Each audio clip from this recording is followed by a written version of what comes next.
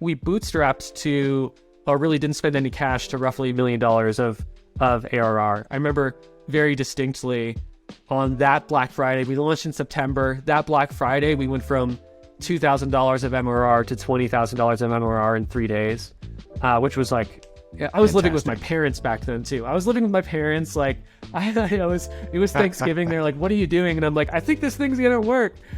From AMP.io, it's How I DTC'd This, a show about the legends of e-commerce, the founders, marketers, agencies, and tech platforms on how they pulled it off and how you can too. Well, Adam, to get to raise $100 million, get 10,000 customers, and scale to what you have now with Postscript is no small feat.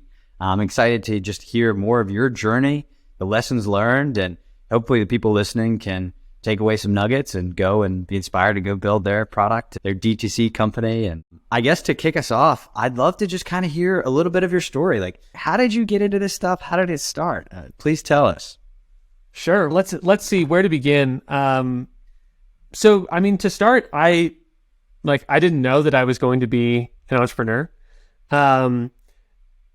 If you juxtapose that with like my brother, who's one of my co-founders now, he was hawking Beanie Babies on eBay in like the late 90s, early 2000s, and like knew that he wanted to do this. For me, I didn't really know. I came out of high school, didn't know what I wanted to do. I wanted to be a fighter pilot, really. And I went to the Air Force Academy for a year. They told me I couldn't fly. And then I did that for a year, did the worst part. I never got to yell at people. I only got yelled at. And then I went to USC and studied physics there. But within that, I was looking for jobs, looking for internships. I sold, or perhaps didn't sell, solar panels door to door in like, in Pasadena in the summer, wearing slacks in like 102 degree weather. Did a couple internships, ended up at Bidium, which was a Okta competitor, single sign-on. And they kind of threw me in seed and were like, "Hey, here's this thing called Salesforce, go figure it out." And I was like a junior in college. I didn't know what this thing was. And I started calling people up being like, "Hey, what is Salesforce? How do I manage this thing?" And my first job was a Salesforce admin, BI analyst, that type of stuff. And that was great because I just learned so much. They weren't quite a product market fit, but they were trying to figure it out. And I just learned a bunch. I got to sit on any meeting I wanted to sit in on. And really, like, I just got obsessed with early stage and the opportunities to learn as much as possible, as quickly as possible in a short period of time. And so I did that for about 2 years. And also, toward my senior year of college, my brother and I started a company called Wiblets, which was a consumer gaming company. And so if you think like, and remember HQ Trivia, where kind of like everybody gets like a text at the same time and you all play trivia against each other. It was kind of like that, but for mini games. And we got over 100,000 users. It was a lot of fun to build. I did growth there. I was like trying to get people on Musical.ly to promote. Musical.ly was before TikTok, if you remember. And I would get like $100 post for like 1 million views on Musical.ly back in the day. It was absolutely insane. And so, and I would have the people say, "Hey, come play a game with me. Here's my link," that type of stuff. But, viral loop. Yeah, viral loop. And, that's when I really like fell in love with startups. We were not venture funded. We were working out of a kitchen in Central Phoenix, eating Costco corn dogs and bean and cheese burritos, and like definitely not venture funded. Definitely a difficult thing, but I fell in love with. So how'd you wind up in Phoenix? Because you were in California. Or did you grow up in Phoenix, or where was home for you? Yeah, I grew up in Phoenix, and because we didn't have, we were just working on this thing. We didn't have venture funding or anything. We just wanted a cheap place, and Phoenix it was. Got it. Yeah, we had the first. So you get 100,000 visitors or 100,000 users. You bought these for like $100.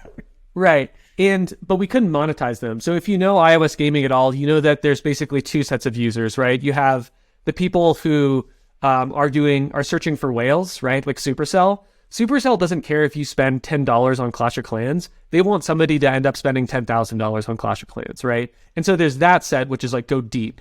And then there's the set of iOS games that are like, quick, where you have to monetize within 7 days because they're going to delete your app.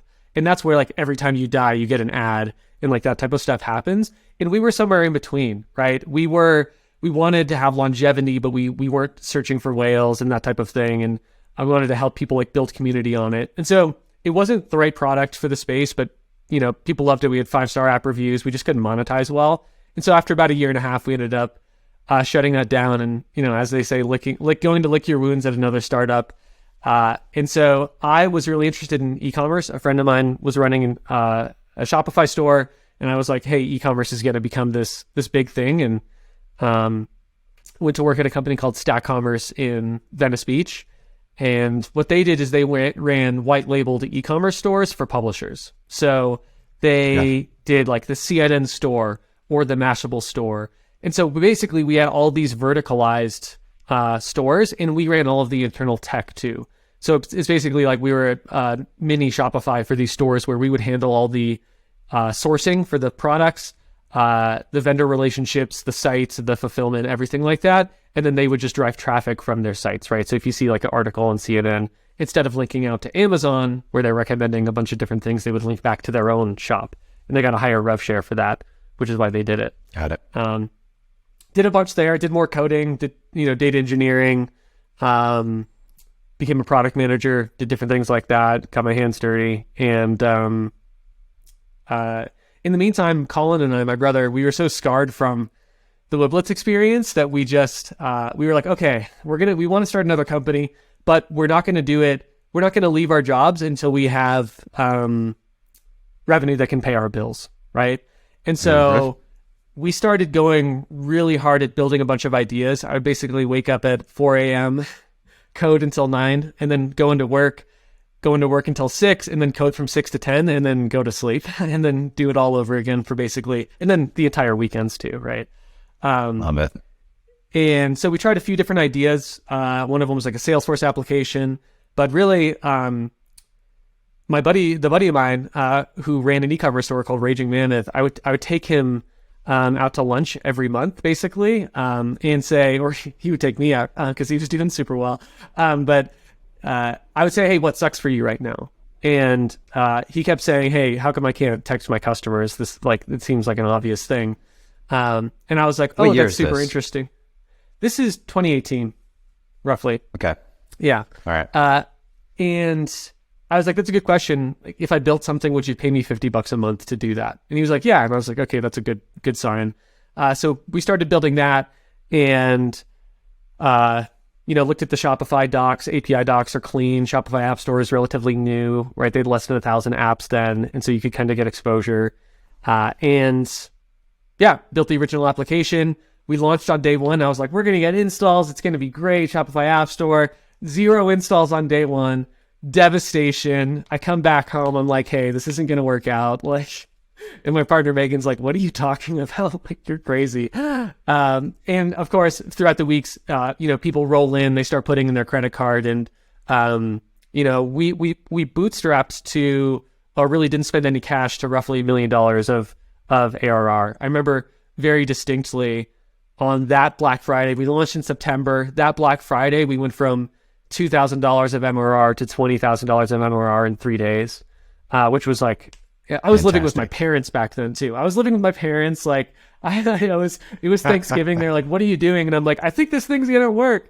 And then, from there, it's kind of, the rest is history, where that was kind of the start. We went to Y Combinator, and did it from there. But there's a lot of fun things that you do in the early days that you don't get to do these days. Like, one of them was anytime a customer chatted in on our web chat, I hooked it up to Twilio, so it would ring all of our cell phones, all the co-founders. And so I'd be constantly, like, Megan really hated me for this, but I'd be waking up at 4 a.m. for someone who's on the East Coast trying to send out a campaign, and they're like, hey, I need this done.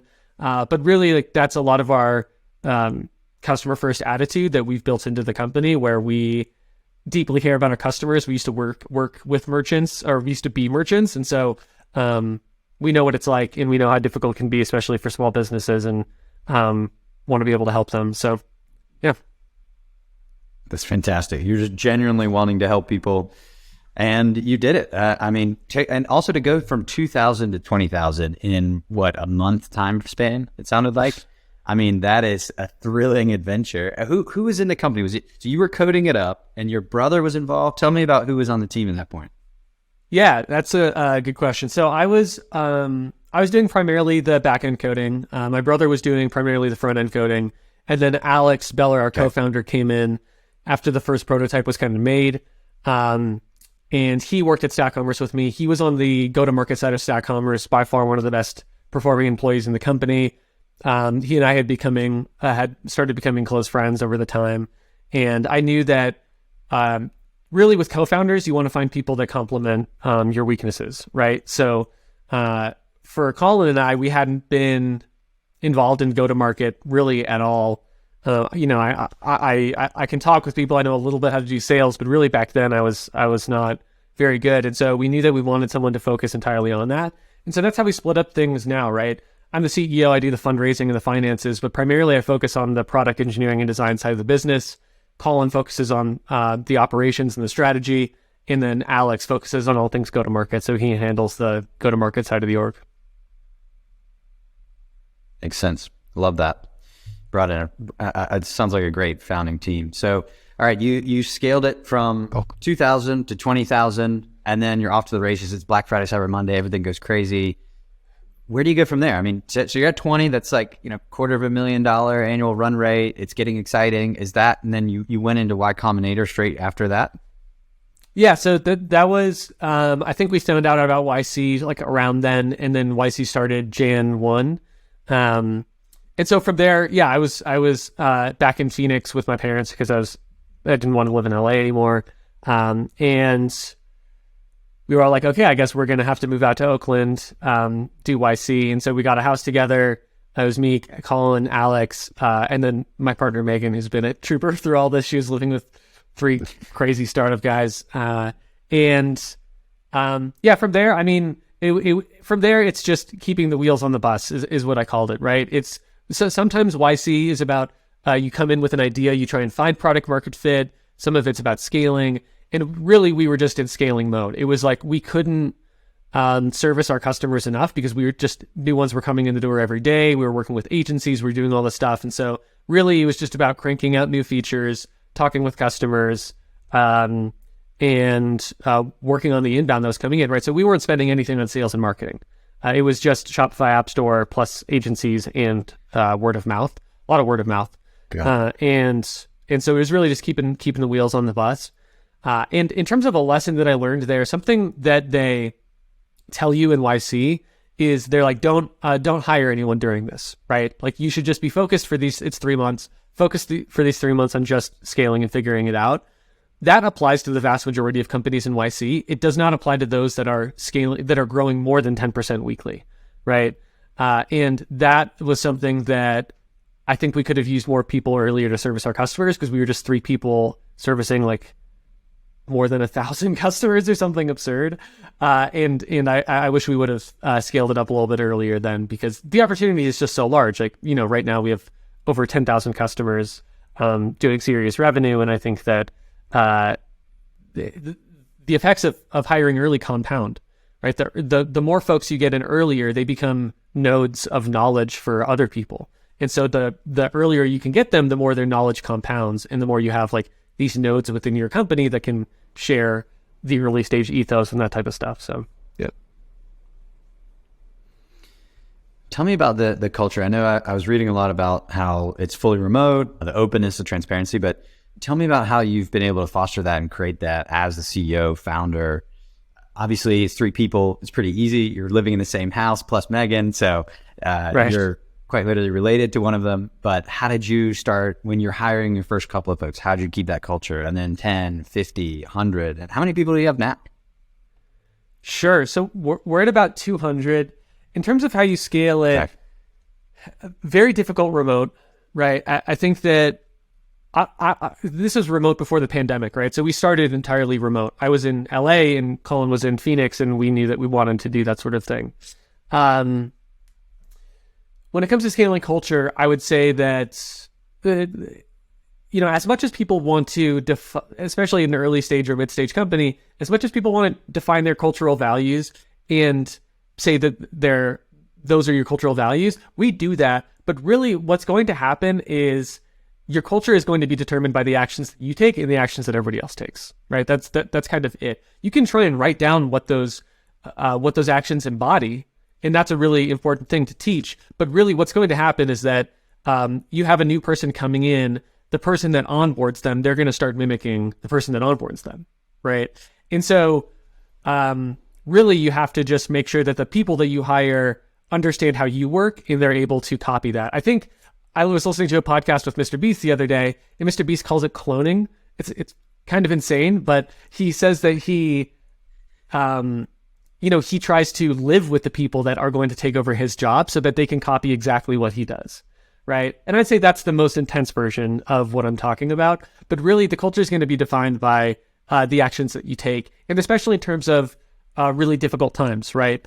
When the pandemic hits, when you have to cancel offsites with people, being super, I talk about this a lot, but being super authentic and transparent with your team is going to help build trust a lot faster, right? Trust is really key, especially in a remote way. And the way that you build trust is not by coming in and having a lot of trust by default. Default trust is important, but really people build trust when they see something important happen, like a crucible moment, and then they see how you react, right? And there's been so many of those within the Postscript history, but a lot of these crucible moments determine what your culture is actually, besides just what you write down. But in terms of what our culture is, what we do write down, and what I hope that people embody and what gets passed down, we call it feach, and it's really important to have something that people can like remember easily and like yell like feach, and like we give people feaches and like all this type of stuff, right?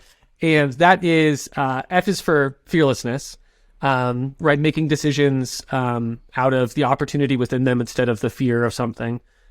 E is excellence within outcomes, right? So that's important because you can get people who maybe are perfectionists, but really it's not about perfection. It's about the excellent outcomes that you provide. That can happen with 20% of the work or 30% of the work than 100% of the work.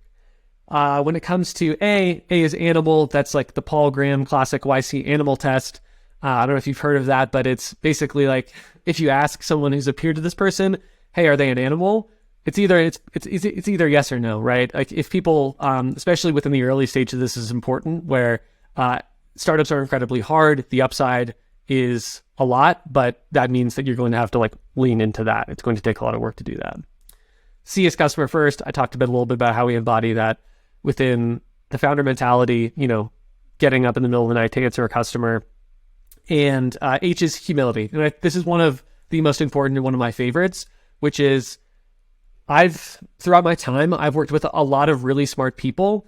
And by far, the worst ones to work with are the people that are really smart and they think that they're the smartest in the room. And it's even worse when they are really smart and they think that they're the smartest person in the room, because then it's like they're impossible to work with, they're impossible to reason with. The best people to work with by far are the smartest people in the room who have, childlike curiosity, who don't believe that they're the smartest. Because then you can get 10 of those people in a room and you're definitely going to come up with much better ideas and much better execution than you would with just like one person kind of running the show. So, yeah. Yeah, when you find that and you've got that in the room, it's just exciting. The ideas are flowing, it's working, you're solving problems, it's great. I think we all know that. It's just, those are the fun times. And then from a process standpoint, you said offsites. I even saw social on Twitter, everybody was talking about the bubbies on LinkedIn. Tell me what y'all do to get together in person. And I want to know more about this bubbies thing. Everyone was posting about this. It looked great. Sure. Yeah. So we like to say that the best part about remote is meeting up in person, which is like a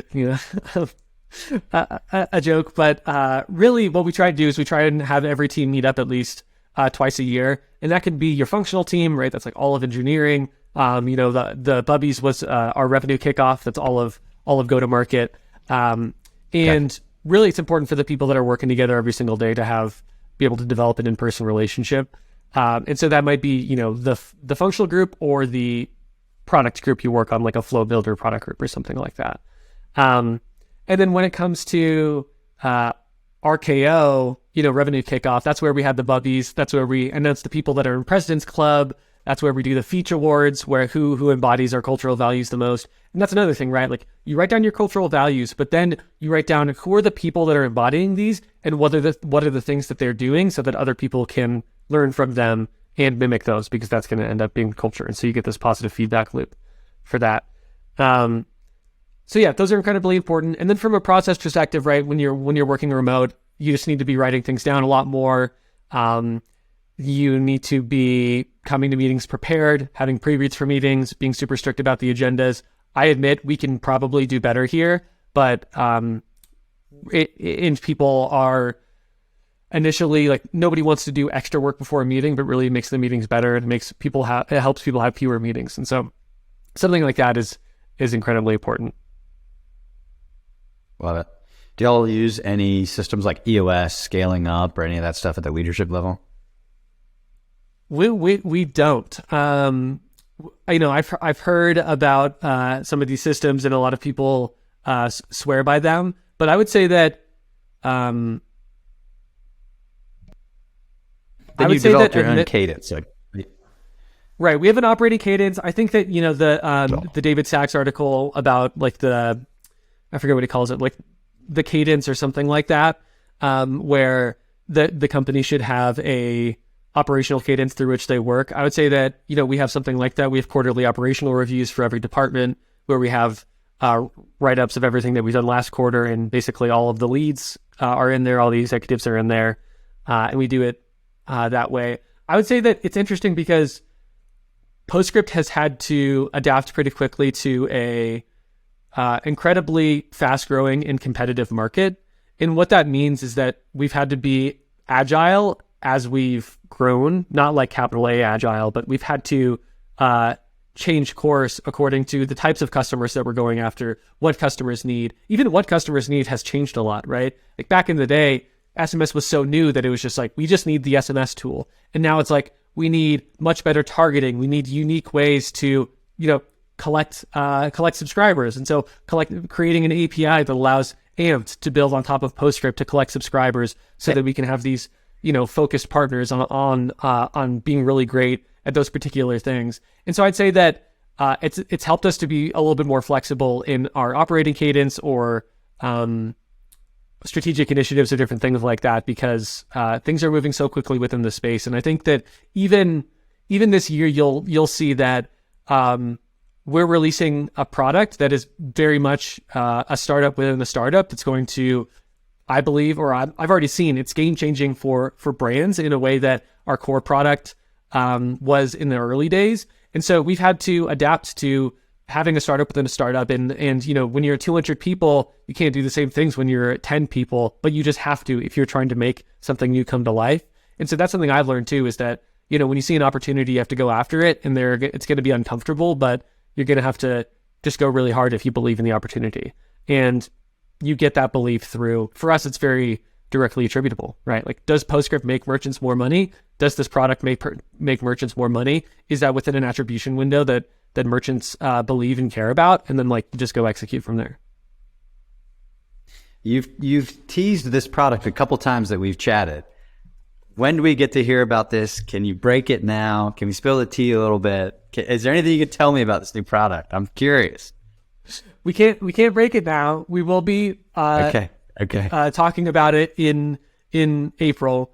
And I mean, the most I can say is that Postscript is built on the goal of making SMS the number one revenue channel for merchants. What we care about, what I wake up every day wanting to do, is make merchants more money, right? And this product is directly down the line with that. I believe that merchants can turn it on and increase their revenue significantly. So that's what I'm excited about. I cannot wait to see it. Keep telling me about this. I'm thrilled about it. Yeah. So how are you managing your time? That's always one thing I find interesting with entrepreneurs, is where do you invest that time? Because there's a million different things you can do. It sounds like you've got some great co-founders that you really trust, but still there's a million things that are going on. How do you personally manage your time? And now, just even in the past, especially in the early days, and then now with this whole new product you're working on, how do you manage the time there? But just even some lessons learned on how you invest your time to get the greatest impact or the greatest outcome, as you call it? Yeah. I mean, that's a good question. It's definitely different at every stage. When you think about the early stages, it's do whatever it takes, right? Just like try and get as much time as possible, try and create as much time as possible. And I mean, you know this, it's just, you just go as hard as possible. And then 5 a.m., let's go. Right. Yeah. And then when you start, hiring more people, a lesson I've learned, it's incredibly important to focus on the hiring side of things, right? Because if you're going to be delegating to folks, you want those early folks to have an entrepreneurial mindset. You want them to be able to make decisions autonomously. You want them to be able to do the same things that you would do and like care as much as you would care, right? And there are some sickos in the world that love doing very early stage startups, and you want to find those folks. You want to bring them onto your team, and you want to scale with them. It's a lot of fun, but it takes a certain type of person for sure. And so that's kind of the early days, and you want to make sure that you can just like find those people. I would say that you also want to look for kind of the diamonds in the rough, the people that traditional companies have overlooked, or even like companies that are my stage now have overlooked, right? Companies that are Series C, D plus, especially public companies, they have these really strict rubrics of who they want to hire, and they don't take into account the individuality of the person at all. They're just like, what's on paper, and then do they match the specific things that we have in our hiring process to bring someone in? And that makes sense for them. That even makes sense for us now, right? Because you have all these people doing interviews. You want to try and standardize it some way so that you can calibrate who you're bringing in. But you lose out on the people that bring a little bit of something that may be missing something elsewhere, but they may be 10x better in a particular area. And I would say that as an early stage company, you don't want to just hire the same way that you would at a later stage company or a public company. You want to find those super unique people that are raising their hand, right? The people that are reading Hacker News every single day, right? Like the people that are into Y Combinator, that already get it, that are already thinking about startups a lot, because I joke when I say sickos, but like those are the people that are really interested in building businesses and delivering value. Like those are the people that think about it all the time, and those are the people that you want in. And so I spent a lot of time figuring out hiring. I hadn't done a lot of it before in my career, and a lot of time figuring that out. And in terms of nowadays, I would say that, the hiring thing stays true. It just becomes about hiring executives. We just hired our VP of engineering, Elaine, who's got a ton of great experience and will do a much better job at managing the engineering team than I did. So I am super excited about that. And then the time becomes also, managing that executive team that you bring in, and making sure that, you've got an operating cadence, that you have visibility into everything, and that people are executing, in the same manner that you would, or hopefully better. How I spend my time personally, I would say that, more recently I've been going harder than ever. Like, yes. I would certainly, I certainly wouldn't want to be competing with me right now. I'm kind of, just accelerating quite quickly in my personal life. A lot of that has been, for other entrepreneurs out there, a lot of that has been, staying in great physical shape, spending time on things that you really care about and that recharge your batteries. For me, I live a little bit outside of Aspen. That is like going skiing every weekend, right? It doesn't have to be a lot of time. Like I still work every weekend, but doing those things to recharge, getting those in, staying in great physical shape, and like showing up is just so incredibly important. Is something that I'm learning about and kind of thinking about and writing about. That at this level, when you have 200 folks, the vast majority of the value that you deliver to the company is how you show up and how you deliver your vision to people. That's like so much of the work, right? Along with hiring or recruiting and things like that. But really your day-to-day is how are you showing up in the meeting, and how are you slightly redirecting people towards the vision that you have and the vision that you want. And in order to show up properly, you need to be getting so much better at your job every single day. Just trying to get better every single day, show up properly, and really be that inspiration and that source of energy for your broader team. Yeah, and that's the stuff that only you can do as the founder. You're going to come into the room, you're going to see it clear, you're going to be able to come up with the ideas and not that you have to have the ideas. You're probably, it sounds like you're definitely leaning on your team for that, but just being able to have been there from the beginning, tie it all together, and then be able to let the team execute and run with it. So super exciting. I don't want to dig too deep on the time management thing, but I am always super curious about this because I've gone through so many different iterations of my own personal system, 5 a.m., club, random different ways. Do you have a specific routine you like to keep? So I would say it's something that comes in waves, right? So I'll have a routine for 2 or 3 months, and then the routine will change. Something that's helped me personally is I've like gotten off coffee and like major doses of caffeine, right?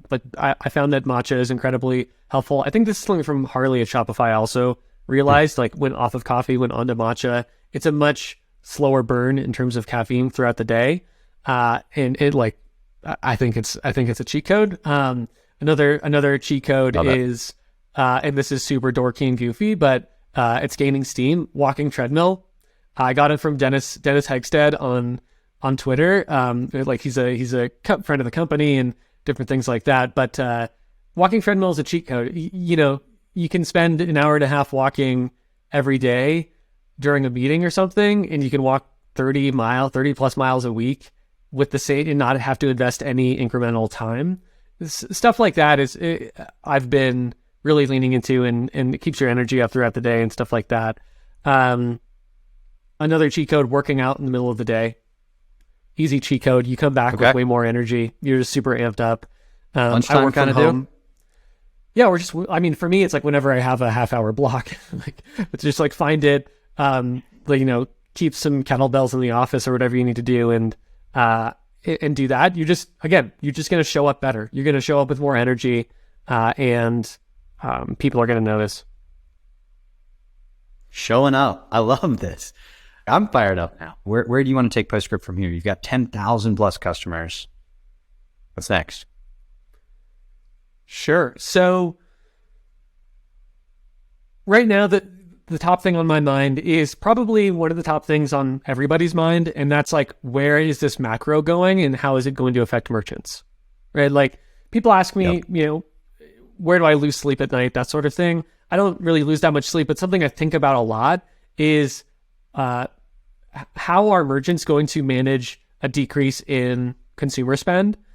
Which merchants are going to need the most help, which merchants aren't going to, and focusing on building the right things that can help them do that. So something that we're really focused on at Postscript is this framework that we've created called subscriber LTV, right? And every merchant knows about customer LTV, which is like, what's the lifetime value of your customer after they purchase, right? You just need to get them to purchase once. What's your repeat purchase rate? What's your average order value? And then you can like do your LTVs, right? That sort of thing. Subscriber LTV is what is the value of a phone number to the brand, right? And we have this smack dab in the middle of the dashboard when you log into Postscript. And that number is made up of a few different things. We call them armor metrics, right? We want to give our customers armor when they're going to battle. And so A is the acquisition rate. It's how many phone numbers are you collecting for how much traffic you have on your site or how many orders you're making, right? A is the acquisition rate. R is the revenue per message. So for every message you send out, how much revenue are you making? That can be changed with better copy, better personalization, better targeting, things like that. M is the messages per subscriber. So how many messages are you sending per subscriber per month? This is by far the number one area that merchants need to work on. It is, merchants usually don't send enough. And that is the number one reason why they're not maximizing the value of their SMS program. And then the last one, R, is retention rate. So what is your 30-day retention for subscribers that subscribe? Obviously, you don't want too many people unsubscribing, that sort of thing. And if you are following, that is a self-balancing equation, right? And so when we talk with merchants, a lot of them have a lot of room to go within their SLTV to increase that. Like I've seen some merchants go from $10 per phone number SLTV to $300 per phone number SLTV. Wow. It's a self-balancing equation. So what I mean by that is merchants usually aren't sending enough, and they're usually scared to. They say, I don't want to bother people, that sort of thing. But if you meet someone in real life and you become their friend and you ask for their phone number and you text them like once a month, they're going to be like, what is this person trying to do? I don't get it. But if you text them every week and you say, hey, like, how are things going? You want to meet up, do that type of stuff, maybe then they're more of your friend. And so we find that it's different for every merchant, right? So this is why we do this on a per merchant basis. But usually if you start sending more, you see that your retention rate usually won't go down, right? You'll usually keep your retention rate. And so that means that your subscriber LTV will skyrocket. Or we see that people aren't collecting enough subscribers, right? They need to get a pop-up on there. They need to use AMPs. They need to use, any of these tools to increase their acquisition rate. So subscriber LTV is something we're thinking about. Why I'm thinking about that so much is because we see that merchants are leaving so much money on the table today that is something that they can do. These are different things that they can do, whether it's better targeting, better personalization, sending more messages, things that they can do today to increase their revenue for the rest of the year, despite consumer spending decreasing, right? Also, when we're thinking about how to increase merchant revenue, it's what are the products that we can do that will increase their revenue. And so we're really excited about introducing this new product that is going to be incremental revenue on top of the Postscript money that they're making. They're going to make even more revenue. Hopefully, I'm hoping it's close to double. Okay. Double the SMS revenue that they're making today is what we're aiming for. Yeah, so that's what I'm thinking about. How do we make merchants more money? That's like the whole deal. Yeah. Yes. Double it. Let's go. All right. So I love this formula, SLTV. I don't think enough people have this. Like, we have to do this by hand a lot of times because people are using a bunch of different ways to look at this. And I want to talk about reporting some too, but I mean, even email, like the subscriber lifetime value of email, I don't feel like people are doing a good enough job on that either. Have you touched that at all, or are you just focusing on the phone numbers? Just the phone numbers for us, but that's something when I worked in e-com, we knew the value of an email. Like it was well known within the company. It was like a dollar per email, right? Which is like sad when you think about on Postscript, people are making $300 per phone number. But it was one of those things where the marketers were thinking about it because they were doing, Facebook lead ads where they were like, we can get an email for 25 cents. We know that we're going to get $1 out of it.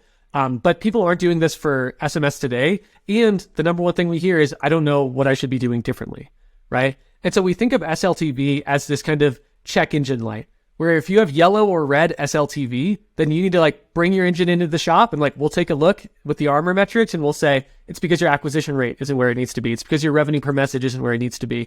And then you have these tangible things that you can go and do. And again, it's so important that this is different per customer, because I know customers who send to their list every single day and their list has a fantastic retention rate. Because those customers want to hear every single day. That's not something I would recommend, but the only way to understand if that is your brand or not is to incrementally work up and measure your SLTV. That's it, right? And so it's something that helps you really experiment with different things and understand if you're, rather than on a campaign by campaign basis, are you making more money? It's what's the holistic value of your list, and are you making more money there? This is great. And I think it's a nice mental framework to look at each one of those four pieces to say, okay, let me optimize that one. Let me optimize that one. Where's like a zero party data preferences? Where's that playing into this in terms of segmentation, talking to your audience better? I mean, if you're texting that friend about wanting to go out, if it's, you got to know who you're texting. So where's that playing into this? Yeah. So actually this is interesting because just the act of collecting zero party data increases subscriber LTV. And the reason for that is... I think we talked about this, yeah. Right. The reason for that is because if you have a two-way conversation with a customer, even if it's automated, they are going to spend more within the next few months. They're going to spend more over their lifetime, right? Because they're engaging in the list. They know what texting is with that customer. They know what texting means with that customer. It's not just kind of like I signed up to get this 10% coupon off and now I'm going to go about my way. It's, hey, we can give you better recommendations if you tell us if you're interested in men's or women's clothes or different things like that, right? And zero-party data collection, it's getting more and more important, right? Because you're losing all these third-party pixels, doing things like that, and integrating that into your targeting is going to increase your revenue per message, right? When I think of the most valuable automations or flows within Postscript, I think of the ones that are specifically targeted based on user action and who the user is, right? A good example would be, this isn't first-party data, but it's a good example where I buy from Feastables. I love their chocolate bars. They're a customer of ours, but I also love their chocolate bars. And they recognize when I make a repeat purchase, and they have a different flow for each different purchase that I make. It's like purchase 2, you're a loyal subscriber. Purchase 3, you're a VIP, doing all these different things. And the vast majority of merchants don't do this. They don't split out a flow based on the number of purchases for that subscriber, right? They just kind of say, okay, if it's a purchase, send them an order confirmation or send them a thank you or something like that. But really, it makes me feel special when I'm recognized for what's actually happening, right? Or if they follow up and they say, hey, you purchased this, how is this? They at least know who I am, and it's not just like a giant list blast. At the same time, like sending to your list on a regular basis does work. And so it's the combination of all these strategies that is quite important, and that increases SLTV.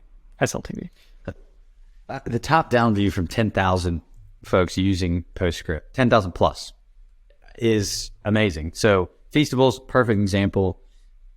I mean, what are some other cool brands that you like and you admire what they're doing on Postscript right now? Oh boy. I mean, it really, really varies per brand. There's one brand that I really love called Old Bisbee Roasters. And this is a little bit of a smaller brand, but they're based in Bisbee, Arizona. And this person's been with Postscript for probably 3 years.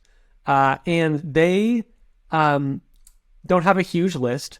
But what they do is they know basically everyone who purchases from them, and they follow up one-on-one with almost everyone. And they like know about their customers. They're like, hey, how are your kids doing?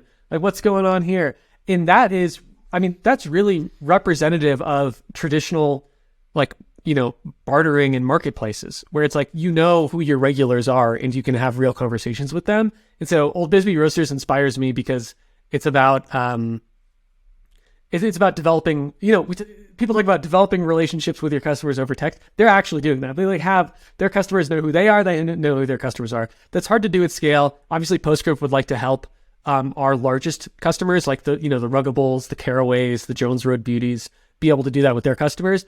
Jones Road is another good example of an incredibly sophisticated customer that's coming over that is using Flow Builder to the max, right? They are doing splits all over the place. Like, if you are a customer that has done a particular thing, you're gonna get a targeted message for that particular thing, and it's gonna feel good. And we're talking with them about doing things like creating a recursive ability to have a flow trigger another flow and do different things like that, which helps kind of stack up the opportunities within Flow Builder as well. So that's super interesting to me.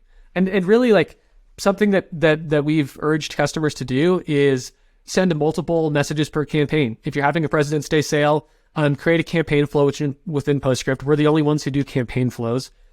I don't know why. They're incredibly useful.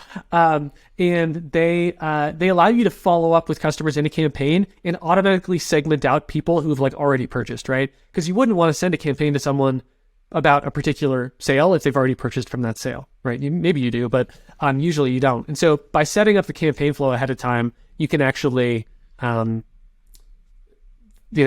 it and forget it. And the people who send multiple messages per campaign make more money. Yeah, it's a great strategy. I mean, people have been doing that on email, but of course you should do it on SMS. Yeah. And let's geek out a little bit. I love this part here, talking about the actual strategies that people are doing. So this Jones Road thing, I mean, if there's stuff there that you can share that's not confidential, just even more thinking about like what's the perfect setup? Maybe we could like start small, like, hey, you're just getting started on Postscript. You need your welcome flow. You need cart abandonment. You need this. And then let's like geek out and go, okay, here's the crazy stuff like Feastable. Like, what are some of those like wild ones that are actually really effective from a flow-based perspective? Right. So I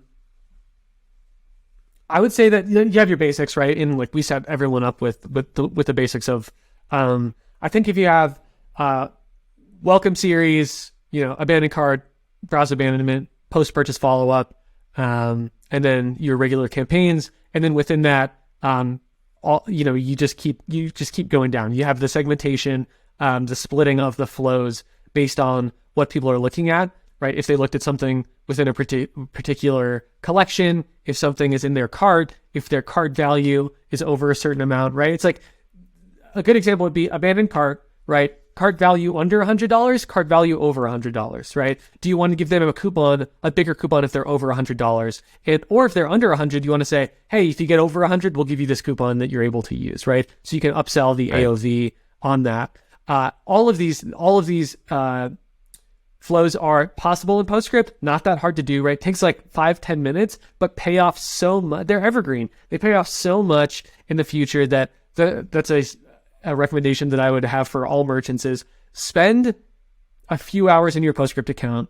Try and think about your customer flows. The most basic could be have not purchased, have purchased before, right? And then you can go, what are they looking at? What types of products are they looking at? How can I target them that way? Or even, post-purchase follows up. Like I said, with Feastables, you can split based on the number of purchases that someone has done or how much they've spent, right? Give them a special coupon when they spend over $1,000, right? Make sure that coupon's only valid for them.